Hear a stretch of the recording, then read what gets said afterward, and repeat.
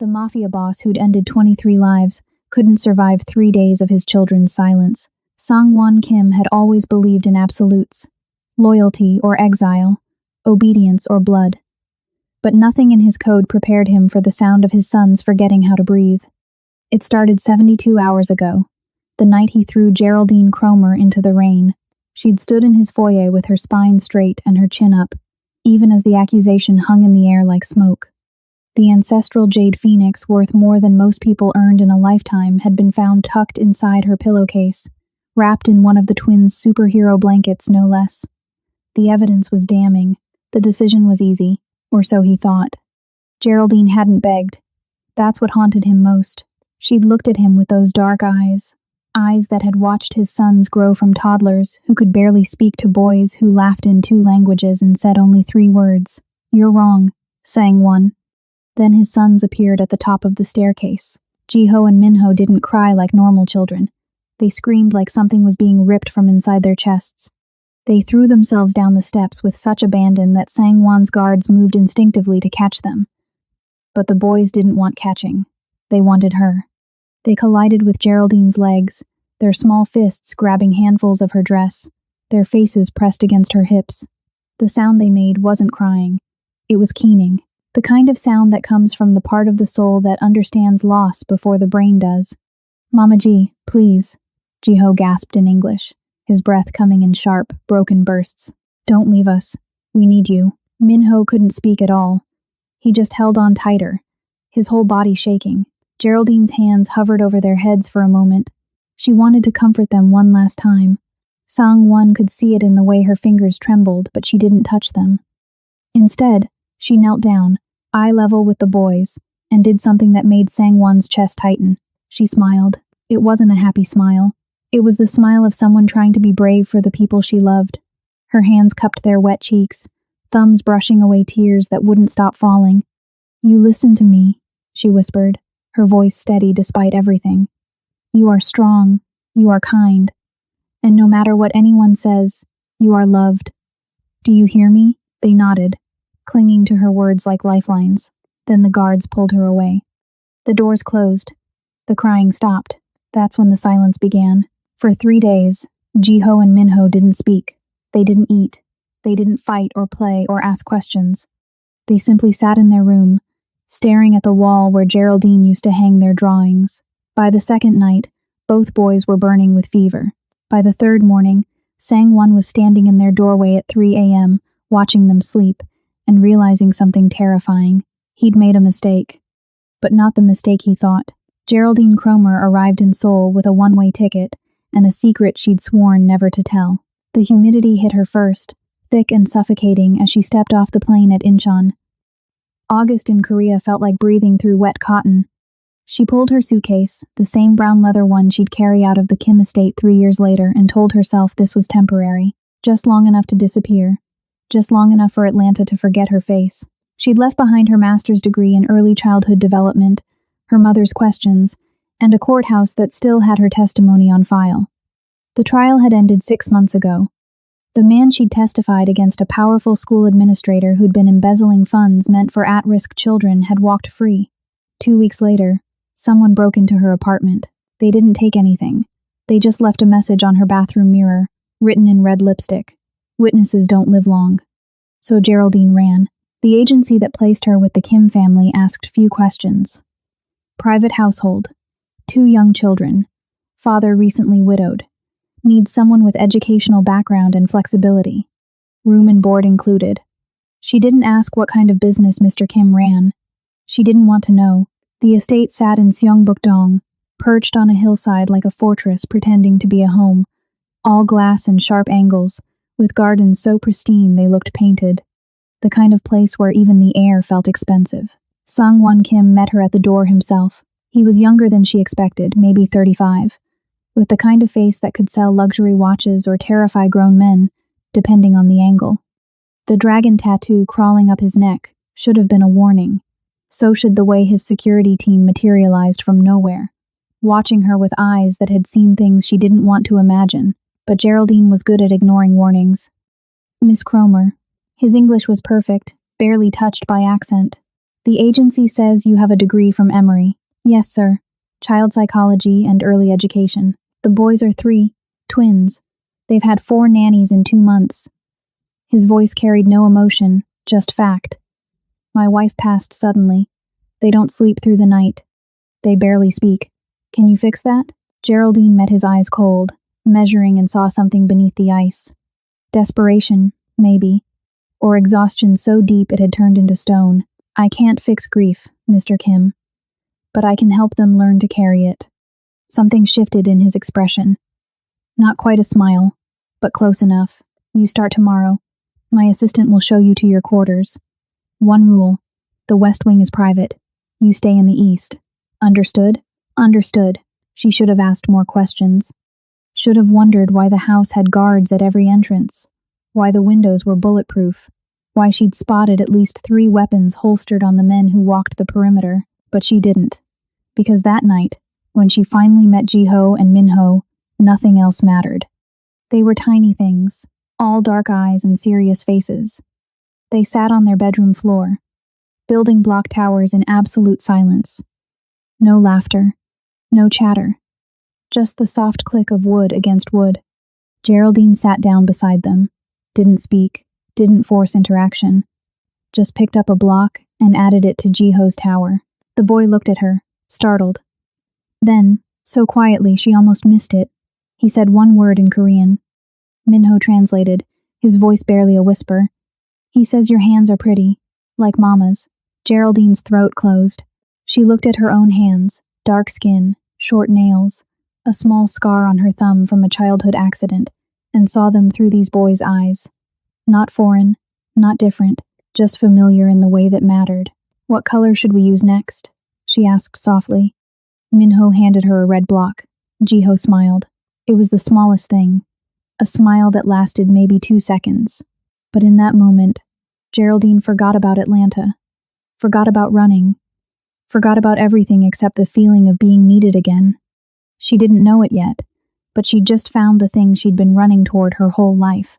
She also didn't know that in 3 years, these same boys would scream her name as she was dragged from their home. Or that their father, the man currently watching her from the doorway with unreadable eyes, would become the person she'd learned to love and lose in the same breath. 6 months into her time at the Kim estate, Geraldine realized 3 things. First, Jiho talked in his sleep. Not nightmares, but full conversations with his mother, asking her questions about school and whether heaven had playgrounds. She started recording these sleep talks on her phone, then playing them back for him in the morning so he could remember. He began to smile more after that. Second, Minho was left-handed, but someone had been forcing him to use his right. His drawings were cramped, frustrated things, until she handed him a blue marker and said, "Use whichever hand feels right." The first picture he drew left-handed was of her, standing between him and his brother, all 3 of them holding hands under a huge yellow sun. Third, Sangwon Kim was always watching, not in a threatening way, more like a man trying to understand a language he'd never learned. He'd appear in doorways while she was teaching the boys English, leaning against the frame with his arms crossed. He'd pass through the kitchen while she made them breakfast, nothing fancy, just eggs and toast shaped like bears, and pause just long enough to watch Jiho laugh at the butternose. He never spoke during these moments, never interrupted, but Geraldine could feel his attention like heat. The first time they had a real conversation was 10 months in, on a night when Minho spiked a fever of 103.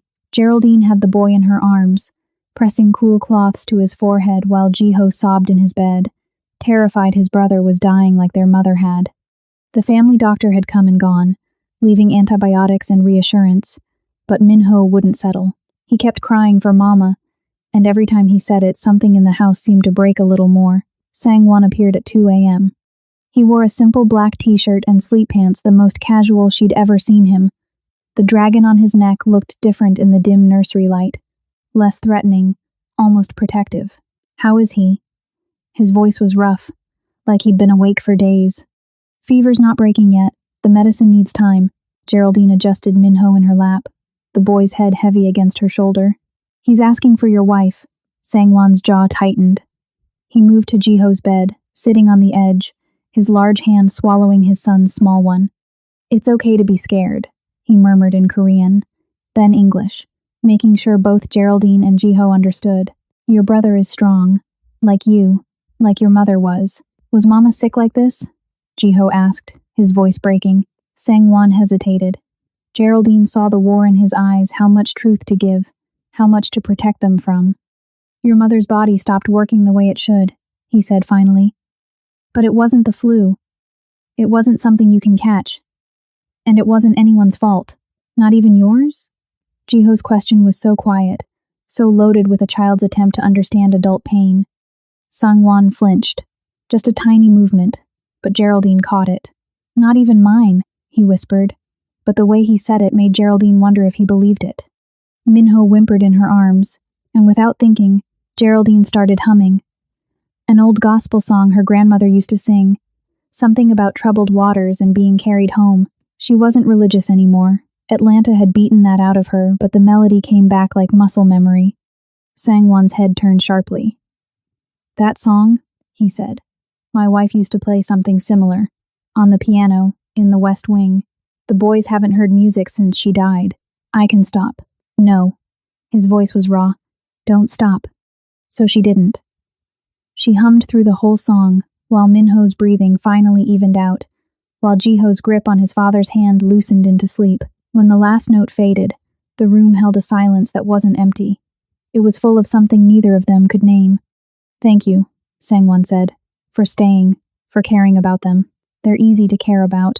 Most people see them as obligations, complications to my business. He chose the word carefully. You see them as people. They are people. Small ones who've lost too much too fast. Sang-won studied her in the half-light, his dark eyes searching for something. You're different from the others. The nannies before you saw this job as a paycheck. You see it as a calling. Geraldine looked down at Minho, his small body finally relaxed against her. I needed them as much as they needed me. She didn't elaborate, didn't tell him about Atlanta, or the man who'd threatened her, or the way she still woke up sometimes, checking the locks twice. But Sang-won seemed to understand anyway. We're all running from something, he said quietly. The trick is finding something worth running toward. Their eyes met, held. For the first time, Geraldine saw past the Mafia boss, past the tattoos and the danger that clung to him like cologne. She saw a father who was drowning in grief, trying to keep his sons afloat even as his own lungs filled with water.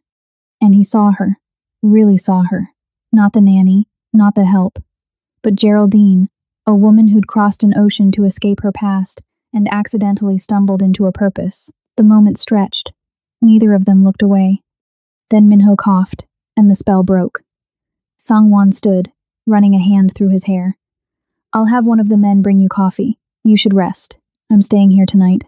Just in case. He nodded. At the door, he paused. Geraldine? It was the first time he'd used her first name. Yes, the West Wing piano. It hasn't been touched since my wife died, but if you wanted to play it, for the boys, you have my permission. It wasn't just permission, it was trust. An invitation into the part of his home he kept locked away. I'd like that, she said. After he left, Geraldine sat in the dark nursery, Minho sleeping against her chest, and realized something terrifying.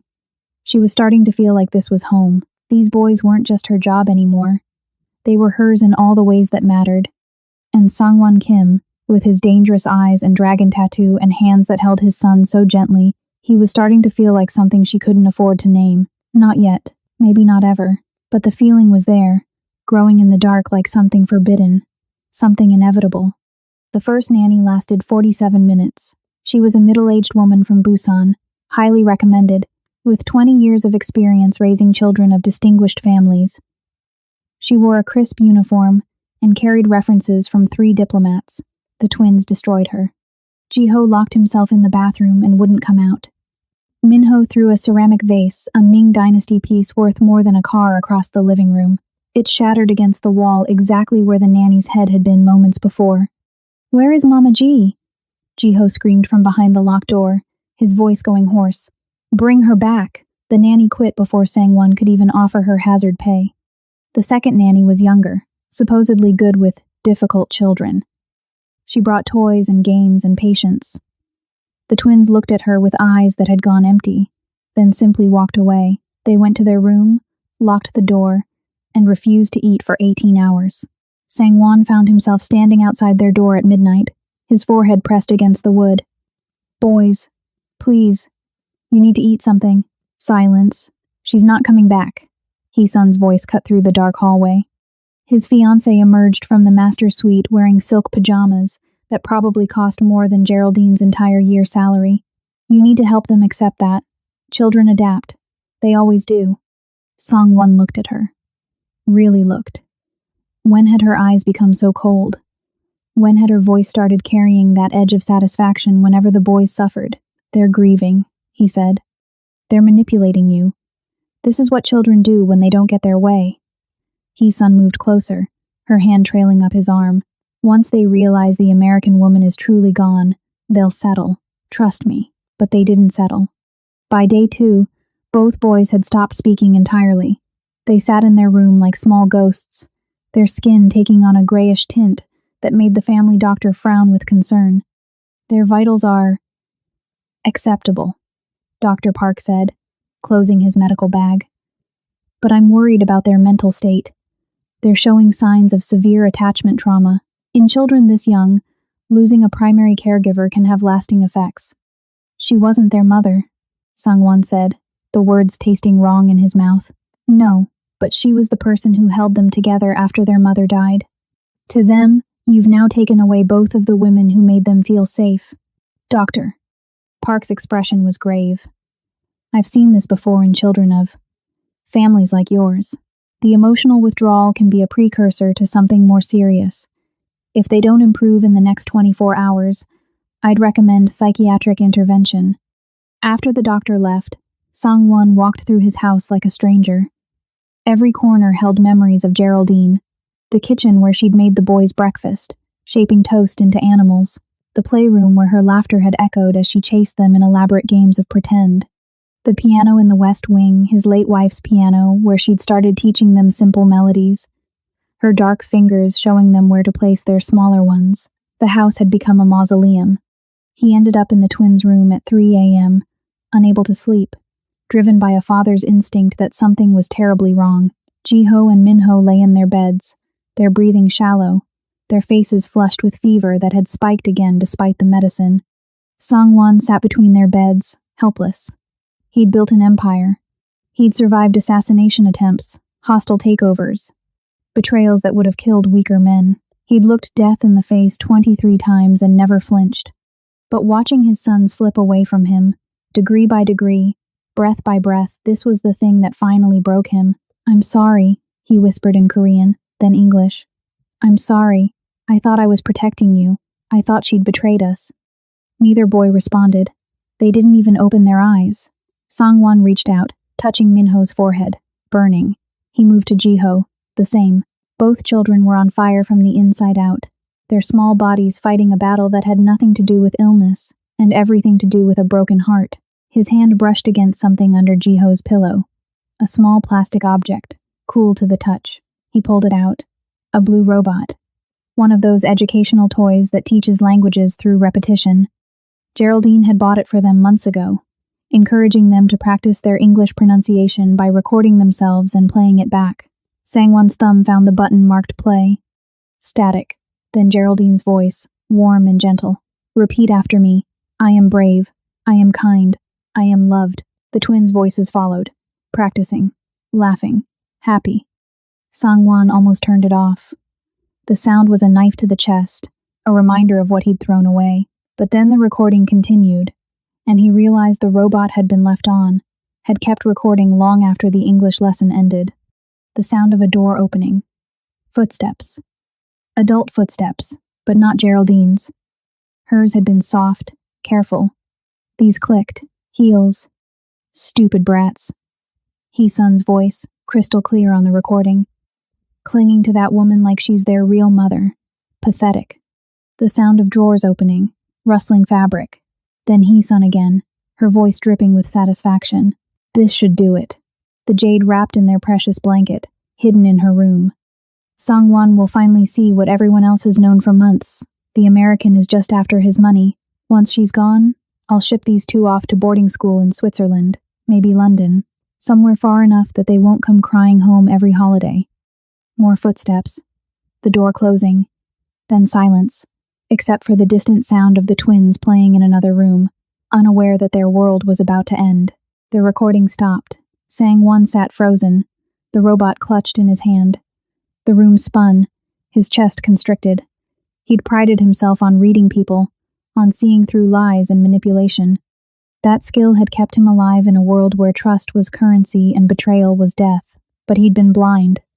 Completely, catastrophically blind. Hee-sun had framed Geraldine, had planted evidence, destroyed an innocent woman's reputation, and separated his sons from the only person who'd made them feel whole again, all so she could have access to his wealth and get rid of the inconvenient children.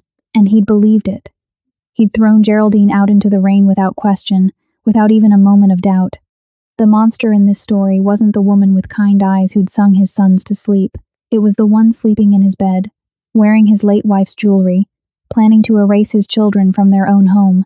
Sang-won looked at his sons, pale, silent, slipping away from him, and felt something he hadn't felt in years. Fear, not for himself, for them. Because if he didn't fix this, if he didn't find Geraldine and bring her back, he was going to lose the only family he had left. He stood, the blue robot still clutched in his hand, and walked to the master suite. Hee-sun was asleep, peaceful, one arm draped elegantly over the silk sheets. She looked like innocence itself. Sang-won stood over her bed and pressed play on the robot. Her own voice filled the room. "Stupid brats. I'll ship these two off to boarding school." Hee-sun's eyes snapped open. For one moment, pure panic flashed across her perfect face. Then she tried to smile, to play it off. "Darling, you startled me. What are you?" "Get out." The words were quiet, deadly. "Sang-won, please, let me explain. You have 10 minutes to pack a bag and leave my house. If you're still here in 11 minutes, I will have you removed. If you ever contact me or my sons again, I will destroy everything you love. Your father's shipping company, your mother's reputation, your name, all of it, gone." "You can't." Sang-won leaned down, his face inches from hers. The dragon on his neck seemed to come alive in the dim light, a warning written in ink and skin. "I am the Lion of Soul. You set fire to my den. You hurt my cubs. There is nothing I can't do to you." Hee-sun scrambled out of bed, grabbing clothes with shaking hands. She tried one more time. "Those children don't even belong to you. Not really. They're just... Get out." She ran. Sang-won watched through the window as his guards escorted her to the gate. Watched as she stumbled in her expensive shoes. Watched as the iron doors closed behind her. Then he turned back to the nursery, to his sons who were still burning up with grief, and made a decision. He would find Geraldine Cromer. He would get on his knees if he had to. He would beg, plead, offer her anything she wanted, because the truth had finally become clear. She wasn't the help. She wasn't the nanny. She was the foundation upon which his broken family stood, and he'd shattered her. Now he had to pray she'd let him put the pieces back together. The call came at 3:47 a.m. "We found her, sir. Port of Incheon. She's booked on a cargo freighter leaving at dawn. We have maybe 90 minutes. Sang-won didn't bother changing out of the t-shirt and sweatpants he'd thrown on. Didn't grab a jacket. Didn't tell his sons where he was going. They were finally asleep. The fever medication doing its work. Their small bodies exhausted from days of fighting. He just ran. The convoy of SUVs tore through Seoul's empty streets, their headlights cutting through the pre-dawn darkness. His driver, a man who'd been with him for 15 years, who'd driven through gang wars and police raids without flinching, looked nervous. "Sir, we're approaching 150 kilometers per hour. If we're stopped, then we pay the fine. Drive faster." They drove faster. Sang-won's mind wouldn't stop replaying the recording. Hee-sun's voice, so casual in its cruelty. The sound of her planting evidence. The complete absence of guilt as she plotted to send his sons away like unwanted furniture. How had he missed it? How had he looked at Geraldine, a woman who'd spent 3 years pouring love into his children, asking for nothing in return, and believed she was capable of theft? The answer sat heavy in his chest, because believing in goodness was dangerous in his world. Trust was a weakness. Love was a liability. He'd spent so long armoring himself against betrayal that he'd become incapable of recognizing loyalty when it was standing right in front of him. The port appeared on the horizon, all industrial lights and massive cranes moving cargo containers like children's blocks. The freighter was a hulking beast of rust and steel, its horn bellowing into the morning air. The gangplank was still down, but workers were preparing to raise it. There, one of his men pointed. Sangwon saw her. Even at this distance, even in the weak light, he knew that silhouette.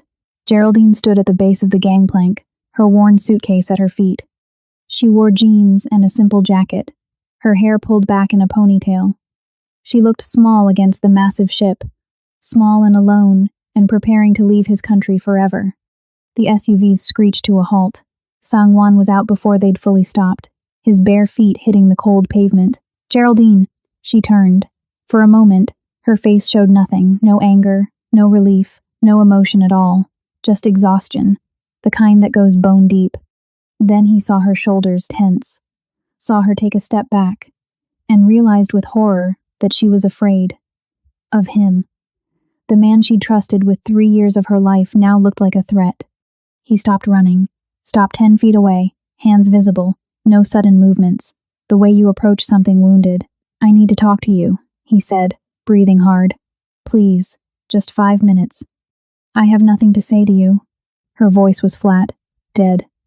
You made your decision, Sangwon. You threw me away. Now let me leave with what's left of my dignity. I was wrong. Those are just words. The jade He-sun planted it. I have proof. A recording. She framed you because she wanted to get rid of the boys, wanted to send them away so she could have my money without the inconvenience of children. The words tumbled out, desperate, raw. I'm sorry. I'm so sorry. I should have trusted you. I should have known. Geraldine's expression didn't change. You should have. But you didn't. That tells me everything I need to know about what I actually meant to you. You meant everything. I meant nothing. The words exploded from her, 3 days of pain finally finding voice. I was the help, Sangwon. Always the help. You looked me in the eye and threw me out based on zero evidence, because to you, I was replaceable. Those boys, they were my heart. I would have died for them, but you saw me as hired staff who'd stolen from you, and you didn't even question it. I know. You're right. Do you know what the worst part was? Tears were streaming down her face now, angry tears that she wiped away furiously. It wasn't the accusation. It wasn't even losing my job. It was watching those babies scream for me while you did nothing. It was knowing they would think I abandoned them, that they would grow up believing I chose to leave. Sangwon felt something break inside his chest. They're sick, he whispered. Both of them. They haven't eaten in 3 days. They don't speak. They're slipping away, Geraldine. I don't know how to reach them.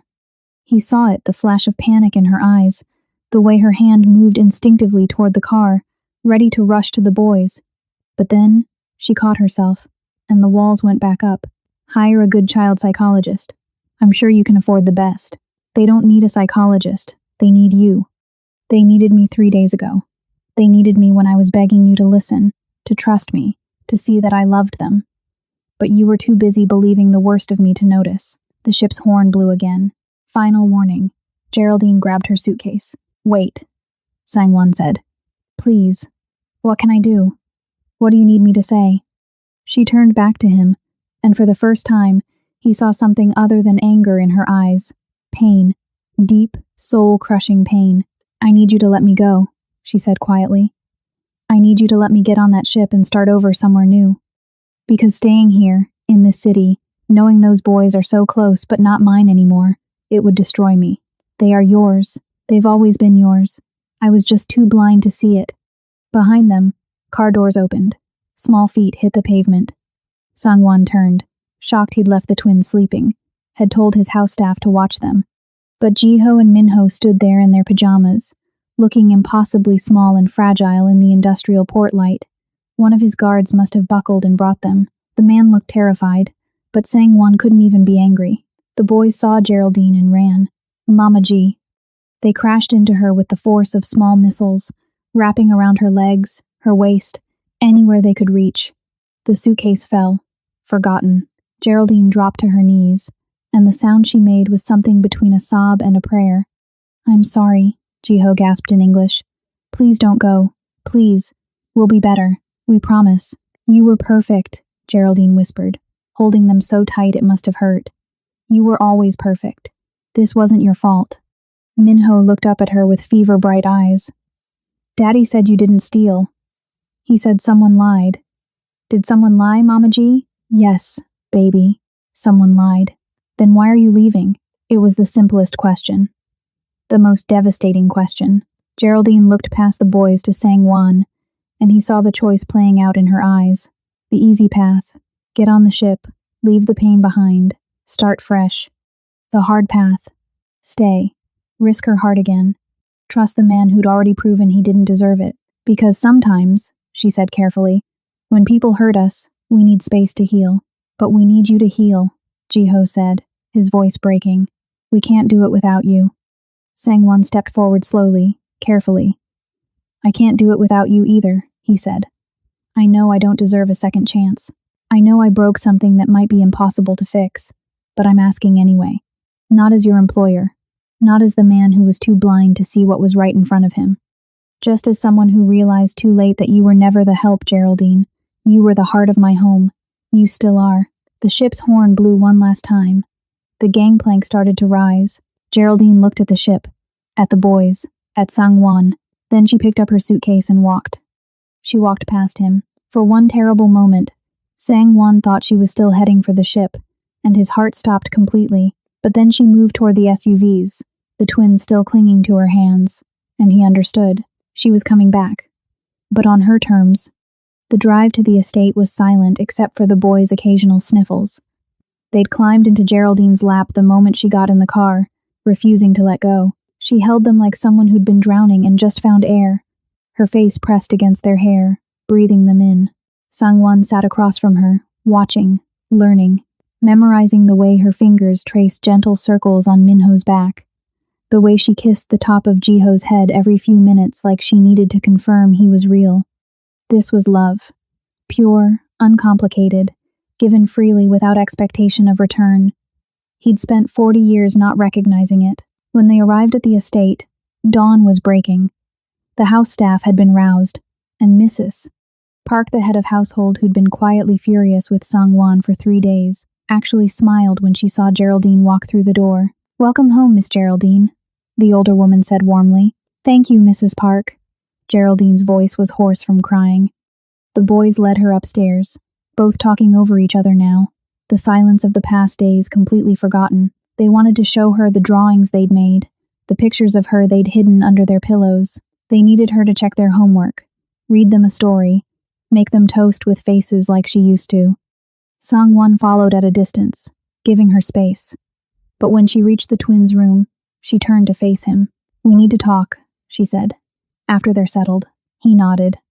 An hour later, after the boys had finally fallen asleep, real sleep this time, peaceful and deep, Geraldine found him in his study, the West Wing, the private section of the house she'd never been invited into until now. She didn't knock, just walked in and closed the door behind her. Sang-won stood from his desk. Would you like tea? Coffee? I can. Stop. She held up a hand. Just stop. We're going to have this conversation, and you're going to listen. Really listen. Can you do that? Yes. She paced, her movements sharp with leftover adrenaline. I came back for the boys. Only for the boys. Not for you. Not for this house. Not for the salary you pay me. I came back because those children deserve stability, and walking away from them felt like cutting out a piece of my soul. But I'm not staying as your employee, Sang-won. I'm done with that. I understand. I'll triple your. I don't want your money. The words echoed in the study. I never wanted your money. God, you really don't understand, do you? For 3 years, I've been raising your sons, teaching them, loving them, being the one who holds them when they're scared. I know Minho's allergic to shellfish, and Ji-ho has nightmares about car accidents. I know they prefer their sandwiches cut diagonally, and they sleep better with a nightlight shaped like a moon. I know them better than anyone, and you treated me like I was just another transaction in your life. Sang-won absorbed each word like a physical blow. What do you want from me? I want respect, she said fiercely. I want my name on their school records as an emergency contact. I want to be consulted when decisions are made about their education, their health, their future. I want to be treated like what I actually am, their parent in everything but biology. Not the nanny, not the help. Their mother. Done. I'm not finished. She stepped closer, and he could see the fire in her eyes. I want my own bank account that you can't freeze. I want autonomy. If I decide to leave, if I choose to walk away, I need to know I have the resources to do it. I never want to be trapped again. Of course. I'll arrange. And I want honesty, she continued, cutting through his words. Complete honesty. I know what you do, Sang-won. I'm not stupid. I know the business meetings you have at 3 a.m. aren't about legitimate trade. I know those men who guard the house aren't just security. I know you're involved in things that exist in shadows. And if I'm going to stay here, if I'm going to raise those boys in this house, I need you to stop pretending I'm too naive to understand. The silence that followed was thick, dangerous. Sang-won had built his entire empire on secrets, compartmentalization, never mixing his work with his home life. The West Wing was his office precisely because he could lock it, keep the darkness contained, protect his sons from the truth of what their father was. But Geraldine was asking him to tear down those walls. My work is dangerous, he said carefully. The less you know, the less I know, the more vulnerable I am. Knowledge is protection, Sang-won. If I understand the risks, I can prepare. I can keep the boys safe. But if you keep me in the dark and something happens... She didn't finish the sentence. She didn't have to. He saw the logic. Hated it. But saw it. All right, he said finally. Complete honesty. But in return, I need the same from you. She blinked. What? You came to Korea running from something. I've respected your privacy. But if we're going to do this, if we're going to be real with each other, I need to know what you're running from. Because if it catches up to you, it could affect my sons. Geraldine's expression shifted. Fear flickered across her face, quickly suppressed. That's fair, she said quietly. I testified against a powerful man in Atlanta. Someone who was stealing from children's programs. He walked free, and 2 weeks later, someone broke into my apartment. They left a message. Said witnesses don't live long. She wrapped her arms around herself, suddenly looking vulnerable. So I ran. I've been looking over my shoulder for 3 years, waiting for him to find me. Sang-won felt ice run through his veins. What's his name? Why? Because no one threatens someone under my protection. Give me his name, Geraldine. She studied him for a long moment. Marcus Hale. He runs half the school board in Atlanta. Connected to judges, politicians. Untouchable. No one is untouchable. Sang-won moved to his desk, pulling out a secure phone. By tomorrow morning, Marcus Hale will have much bigger problems than you. Problems that will occupy him for the rest of his life. You have my word. Sang-won, I'm not asking you to... I know, but you're asking for honesty, and here's mine. I protect what's mine. And those boys upstairs? They need you, which means you're mine to protect now, whether you like it or not. The words hung in the air between them, heavy with meanings neither was ready to examine too closely. Okay, Geraldine said softly. Then we have a deal. I stay. I raise the boys. We're honest with each other. But Sang-won? Yes? If you ever throw me out again without listening to my side first, if you ever accuse me of something without evidence, if you ever treat me as less than I am, I will take those boys and disappear so thoroughly you'll never find us. Do you understand? It should have been a threat. Should have triggered his instincts to dominate, to control. But instead, Sang-won felt something close to relief. Because this woman standing in his study at dawn, exhausted and furious and utterly unafraid of him, was exactly the kind of person his sons needed. Exactly the kind of person he needed. I understand, he said. It won't happen again. You have my word. Good. She moved toward the door, then paused. One more thing. The Jade Phoenix you accused me of stealing, where is it now? I have it. It's been in my family for 4 generations. Sell it. He stared at her. What? Sell it. Donate the money to a children's charity in Atlanta. Or Seoul. I don't care. But I never want to see that thing again. Every time I look at it, I'll remember the worst 3 days of my life, so get rid of it. Without waiting for a response, she walked out. Sang-won looked at the Jade Phoenix sitting in its display case, a priceless heirloom his grandfather had killed to obtain, worth millions, irreplaceable. He picked up the phone and called his estate manager. The Jade Phoenix in my study. I want it sold by end of business today. All proceeds go to child welfare organizations. Split between Seoul and Atlanta. Sir, that piece is worth. I know what it's worth. Sell it anyway. After the call, Sang-won sat in his study as the sun rose over Seoul. Somewhere in the house, Geraldine was probably climbing into bed, exhausted. The boys were sleeping peacefully for the first time in days. His empire was intact. His enemies kept at bay, but everything had changed. For the first time in his adult life, Sang-won Kim understood what it meant to be truly humbled. Not by an enemy, not by a business failure, but by a woman who'd looked at him with clear eyes and demanded he be better than the man he'd allowed himself to become. He would be better. He had to be, because losing her again wasn't an option. 3 months passed before Sang-won realized he'd fallen in love with Geraldine Cromer. 3 months of watching her rebuild what he'd broken. 3 months of seeing her at the breakfast table, laughing at Jiho's terrible jokes. 3 months of overhearing her sing while she helped Minho with his reading. 3 months of small moments that accumulated into something massive. The realization hit him on a Tuesday afternoon. He'd come home early, a rarity, and found Geraldine in the garden with the boys. They were planting vegetables, getting dirt under their fingernails, completely absorbed in the simple joy of making things grow. The late afternoon sun hit Geraldine's face just right, illuminating the smile she wore as Minho proudly showed her a worm he'd found. She was wearing old jeans and a t-shirt stained with soil. Her hair was pulled back in a messy bun. She looked nothing like the polished women Sang-won had dated in the past. Nothing like Hee-sun with her designer clothes and calculated elegance. She looked real. Beautiful in a way that had nothing to do with artifice and everything to do with genuine happiness. And Sang-won thought, I want to see this every day for the rest of my life. The thought terrified him. Love was a liability in his world. It gave enemies leverage. His late wife had proven that though her death hadn't been an enemy's work, the grief had nearly destroyed him. He'd sworn after she died that he'd never let anyone that close again. But here was Geraldine, close in ways he hadn't even realized. She knew his sons better than he did. She knew his schedule, his habits, the way he took his coffee at 5 a.m. She'd started joining him for those early morning cups, sitting in comfortable silence before the boys woke up.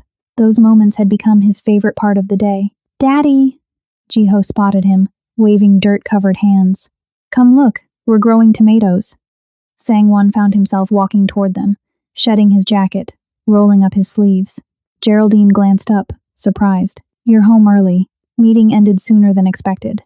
He knelt beside Minho. What are we planting? For the next hour, Sang-won did something he couldn't remember doing in years. He played. Actually played with his sons, got dirt under his expensive watch, laughed when Jiho accidentally flung soil at his face. And through it all, Geraldine watched with an expression he couldn't quite read. After the boys ran inside to wash up for dinner, she stayed in the garden. Sang-won stayed too. You're good with them, she said softly. I forget sometimes, when you're locked in your study dealing with whatever it is you deal with. But you're a good father, Sang-won. I'm trying to be better. I can see that. She pulled off her gardening gloves. The boys have noticed too. Jiho told me yesterday that you've been home for dinner every night this week. He said it's the best thing that's happened since I came back. The words created a warmth in Sang-won's chest that had nothing to do with the sun. You coming back was the best thing that's happened to all of us. Geraldine met his eyes. Are we going to talk about it? About what? About whatever this is. She gestured between them. The early morning coffee. The way you've been looking at me. The fact that you rearranged your entire schedule to be home more. We said we'd be honest with each other, Sang-won. So be honest now. His throat went dry. This was it, the moment where he could retreat behind his walls or step forward into uncertain territory. Every instinct screamed at him to protect himself, to keep this professional, but he'd promised honesty. I care about you, he said. The words felt clumsy, inadequate. I care about you in a way that has nothing to do with the boys or the house or any practical consideration, and I don't know what to do with that. Geraldine was quiet for a long moment, then, do you know why I really came back that morning at the port? For the boys. For the boys, yes, but also, she took a breath. Also because somewhere in the past 3 years, This stopped being a job.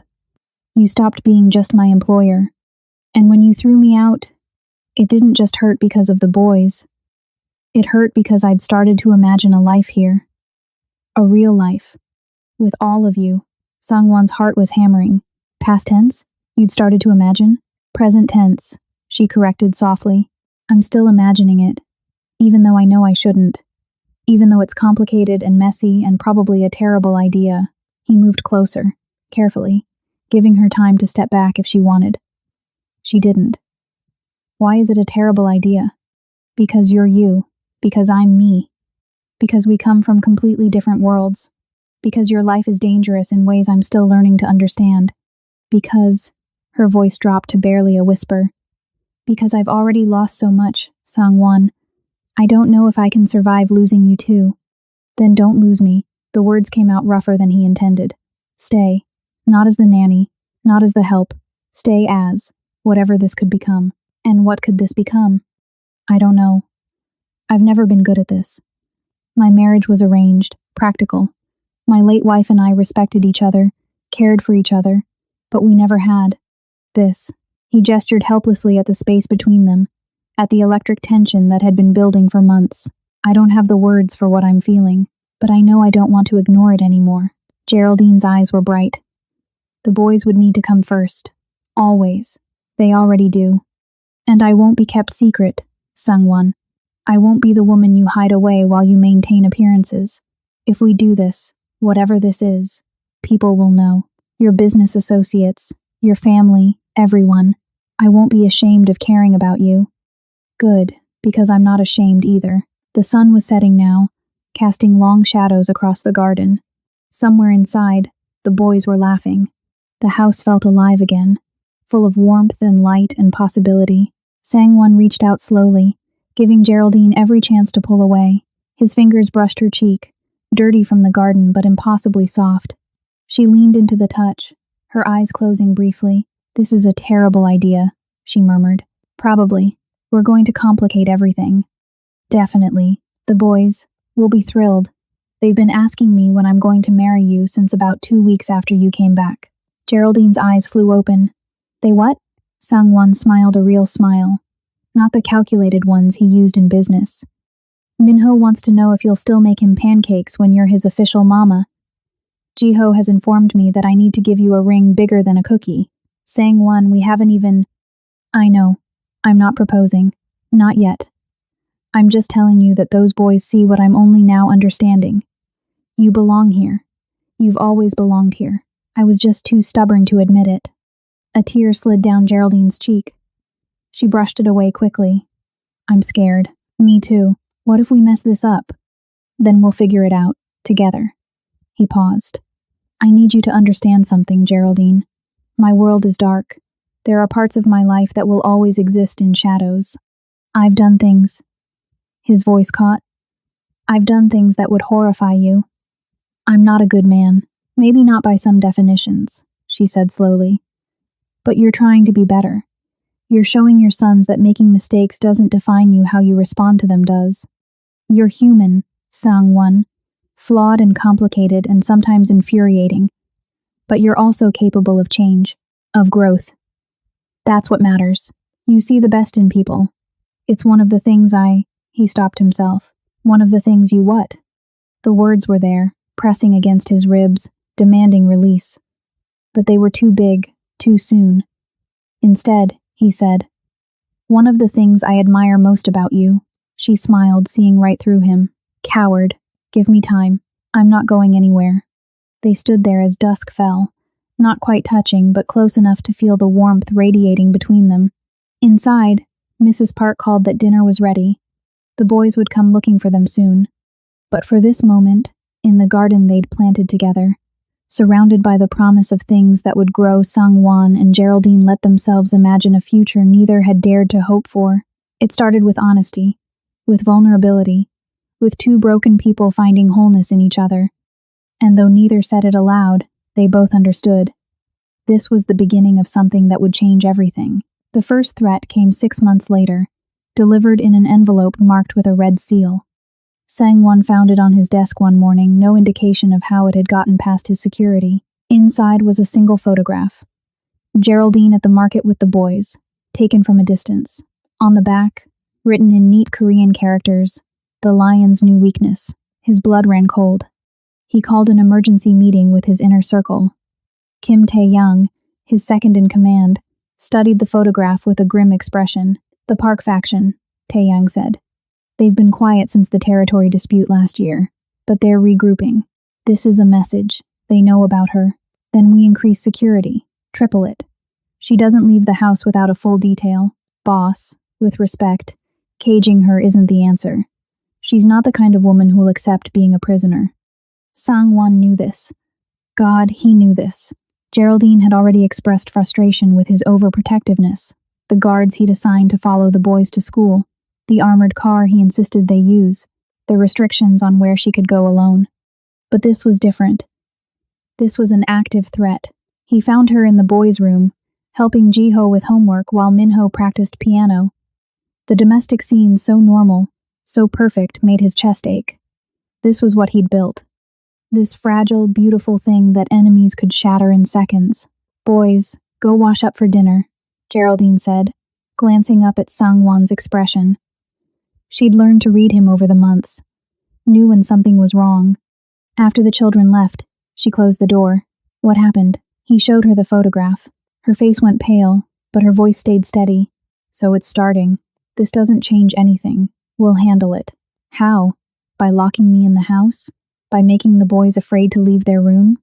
She shook her head. I knew what I was signing up for, Sang-won. Knew that being with you meant danger. But we can't let them win by making us live in fear. They threatened you, Geraldine, you and the boys. And if you respond by turning this house into a fortress, you're giving them exactly what they want, proof that I'm your weakness. She moved closer, her hand finding his. I trust you to keep us safe. But you have to trust me too. Trust that I can handle this. I can't lose you. The words came out raw, unfiltered.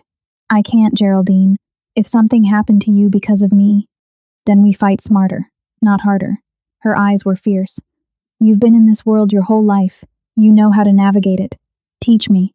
Make me less of a target by making me more aware. Over the next weeks, Sang-won did exactly that. He taught Geraldine the reality of his world, not to frighten her, but to prepare her. She learned which of his associates could be trusted, and which required careful handling. She learned to recognize the signs of surveillance, to vary her routes, to always have an exit strategy. The boys noticed the changes. Of course they did. Why do we have more guards? Ji-ho asked one evening at dinner. Sang-won exchanged a look with Geraldine. They'd agreed on honesty. But how much truth did you give 7-year-olds? Because Daddy has a job that sometimes makes people upset, Geraldine said carefully. And when people get upset, they sometimes do things that aren't safe. So we're being extra careful right now. But you're protected. Always. Are you protected, Mama Gi? Minho's question was innocent, but it carried weight. The boys had started calling her that naturally after she'd come back. Not Geraldine, not Miss Cromer, just Mama G. And every time they said it, something in Sang-won's chest expanded. Your father makes sure I'm protected, she assured him. We're all safe. But 2 weeks later, safe became a relative term. Geraldine was at the boys' school for a parent-teacher conference. One of the few public outings Sang-won had reluctantly agreed to, with guards positioned discreetly around the building. The meeting went fine. She was heading to the car when she noticed something odd. Her regular driver wasn't there. Instead, a different man stood by an identical black car, wearing the right uniform, holding the door open professionally. Every instinct Geraldine had developed over the past months screamed wrong. I need to make a call first, she said casually, pulling out her phone. The driver's smile didn't reach his eyes. Mrs. Kim is on a tight schedule. Mr. Kim insists you return home immediately. She wasn't Mrs. Kim, they weren't married yet, though the engagement ring on her finger suggested it was coming, and Sang-won never referred to her schedule as tight. He would have said important appointment or mentioned the boys specifically. 1 moment, she repeated, stepping back. The driver moved fast, too fast. His hand went to his jacket. Geraldine didn't think.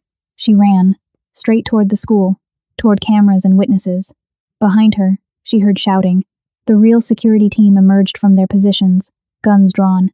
The fake driver was on the ground in seconds, subdued. Sang-won arrived within minutes, his face a mask of controlled fury. He checked Geraldine over with shaking hands, looking for injuries that didn't exist. "I'm okay," she whispered. "I'm okay. I remembered what you taught me. Trust my instincts. Verify everything. You could have been killed. But I wasn't, because you prepared me." She cupped his face, forcing him to look at her. "This is our life," Sang-won. "This is what being with you means. And I'm still here. I'm still choosing this." That night, after the boys were asleep, they sat in his study. Sang-won poured them both whiskey Geraldine rarely drank, but tonight she needed it. "The Park faction is more aggressive than I thought," he said. "They're not just sending messages anymore. They're taking action. So what do we do? I handle it. My way, which means," his eyes were dark, dangerous, "which means I end this. Permanently. They threatened you, Geraldine. They crossed a line." She understood what he meant. Understood that handling it in his world had consequences she'd rather not imagine. But she also understood that this was who he was. The dragon tattoo on his neck wasn't decoration, it was a warning. "Do what you need to do," she said quietly. "But promise me something. Anything. Don't become the monster to fight the monsters. Don't lose yourself in this. The boys need you. I need you. Not the lion of soul. Just Sang-won." He pulled her close, burying his face in her hair. "I'm trying to be both. The man who protects his family and the man who deserves them. You already deserve them." "Do I? I've killed people, Geraldine. Not in self-defense. Not always because they deserved it. I've made decisions that haunt me. How do I reconcile that with being their father? With being worthy of you? By being honest about it. By teaching them that people are complicated. That wrong choices don't define us forever, what we do next does." She pulled back to look at him. "I see you, Sang-won. All of you. The parts you're proud of and the parts you wish you could bury. And I'm choosing you anyway. So stop waiting for me to realize you're not perfect. I already know. Why do you stay? Because you're trying. Because you love those boys with everything in you. Because when you look at me, I feel seen in a way I've never experienced." She paused. "And because I love you. Even though it's terrifying. Even though it's complicated. I love you." The words hung between them, finally spoken, finally real. Sang-won's control shattered. He kissed her with all the desperation of a man who'd been holding back for too long, and she kissed him back with equal intensity. The whiskey glasses fell forgotten. The danger outside ceased to exist. There was only this. Two people finding each other in the darkness, choosing connection over safety, love over fear. Later, wrapped in his arms on the study sofa, Geraldine whispered, "Whatever happens with the Park faction, we face it together. No more protecting me by shutting me out." "Together," he agreed. "But Geraldine, I need you to know what I'm about to do to end this threat. It's not going to be clean. It's not going to be something I can fully explain to the boys. Are you prepared for that?" "I'm prepared to trust that you'll do what's necessary to keep us safe. The details are yours to carry. I won't ask you to burden the boys or me with them." It was a compromise. A recognition that some darkness would always exist at the edges of their life together. But in the center, where the boys laughed and planted gardens and called her Mama Gee, there was light. They could live in both truths. They had to. Because 2 weeks later, the Park faction was dismantled. Thoroughly. Efficiently. In ways that made the Seoul underworld remember why crossing the lion was a fatal mistake. Sang-won came home late that night. Exhaustion carved into his features.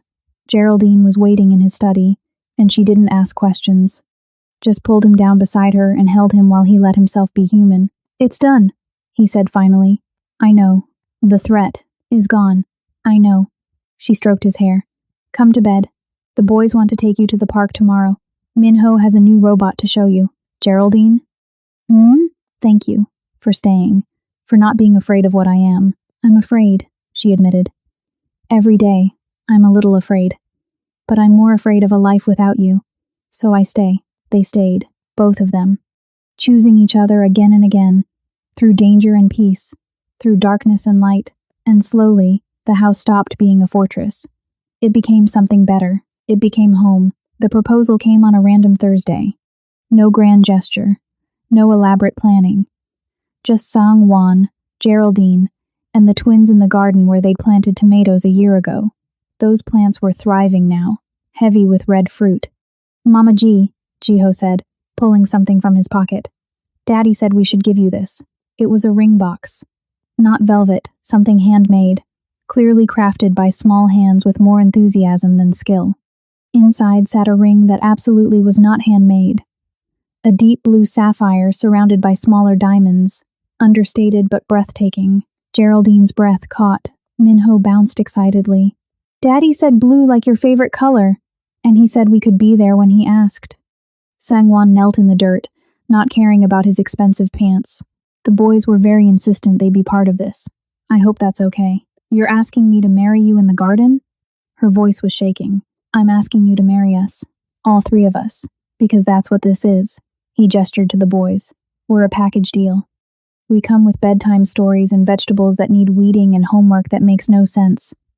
We come with danger I wish we didn't have, and a past I can't change. But we also come with love. So much love that sometimes I don't know what to do with it. Tears were streaming down Geraldine's face now. You're supposed to ask a question. Will you marry me? Sangwon asked. Will you be their mother legally, officially, in every way that matters? Will you stay, knowing what our life is, knowing what it might become? Yes. The word was immediate, certain. Yes to all of it. The boys whooped, launching themselves at her. Sangwon slipped the ring on her finger, and for a moment, everything was perfect, complete, but perfection in their world never lasted. 3 months before the wedding, Sangwon was contacted by a rival organization. The Yakuza wanted to form an alliance, a merger that would make his operation the most powerful in East Asia.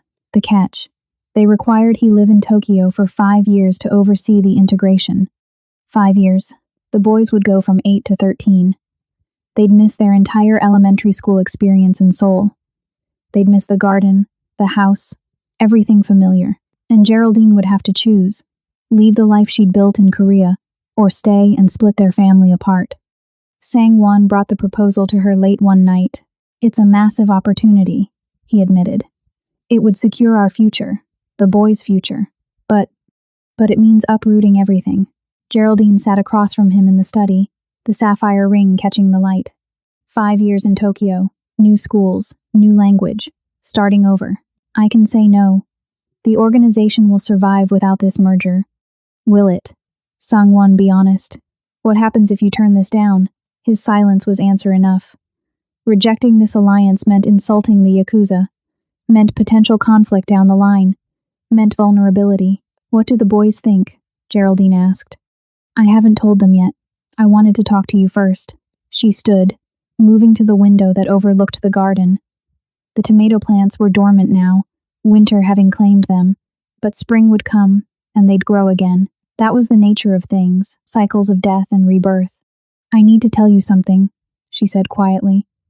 Something I've been afraid to say because I didn't want to influence your decision. What is it? I'm pregnant. The world stopped. Sangwon was beside her in an instant, his hands shaking as they moved to her still flat stomach. How long? 8 weeks.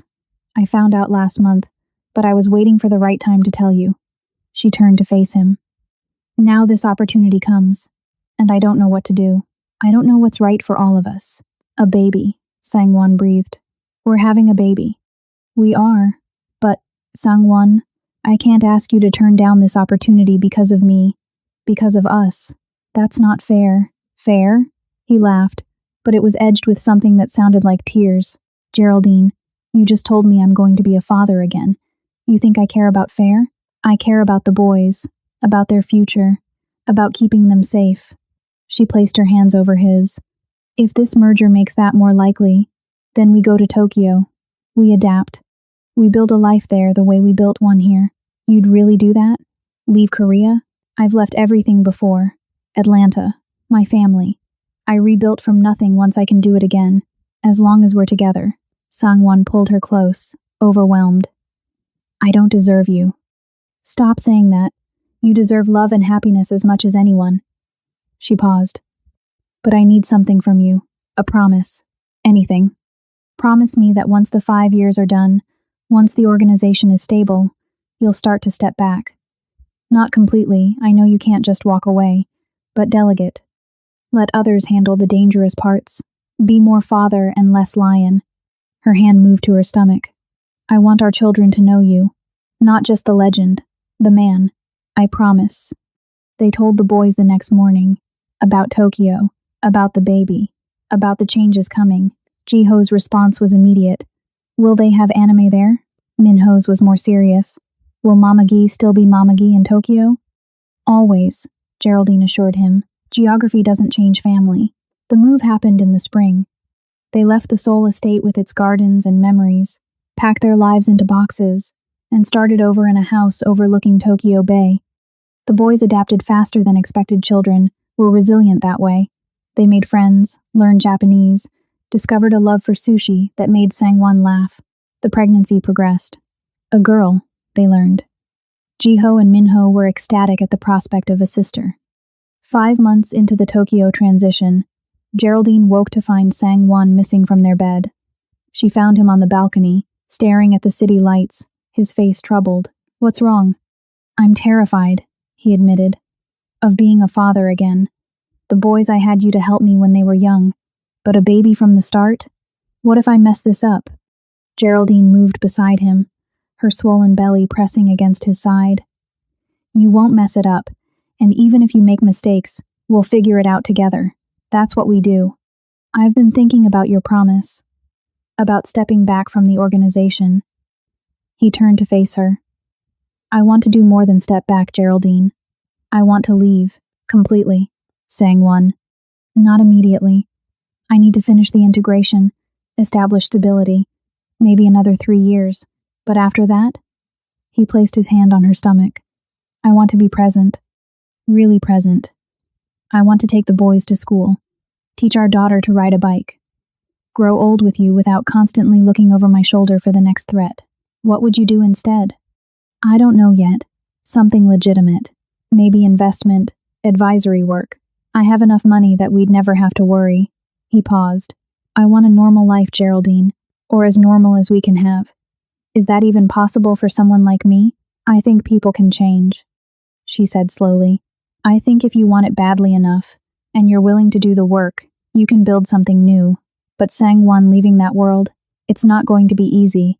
There will be people who won't want you to walk away. Then I'll deal with them. But I'm done sacrificing our family for power. Done choosing danger over peace. The boys deserve better. You deserve better. And this little girl, his hand moved gently over the curve of Geraldine's stomach. She deserves to know her father without all the darkness. The baby kicked, as if in agreement. 3 years later, true to his word, Sangwon Kim began his exit from the criminal empire he'd built. It wasn't clean. It wasn't easy, but he'd learned something from Geraldine. Sometimes the bravest thing you can do is choose to change, even when change feels impossible. He sold his interests, transferred leadership, made arrangements that would keep his family secure. Some former associates were angry. Some tried to prevent his departure. But the Lion of Seoul had one last roar in him, a clear message that anyone who threatened his family would face consequences more terrifying than anything they'd seen before. Then he walked away, not into some dramatic sunset, but into something better. Ordinary life. Jiho and Minho were 12 now, navigating the complexities of adolescence with the help of 2 parents who actually showed up. Little Yuna was 3, a force of nature who'd inherited her father's intensity and her mother's kindness. The family had returned to Korea, but not to the old estate. They bought a smaller house, still nice, but not a fortress. A place where neighbors waved and kids played in the street. Sangwon discovered he was good at legitimate business. His strategic mind, once used for territory disputes, now navigated investment portfolios.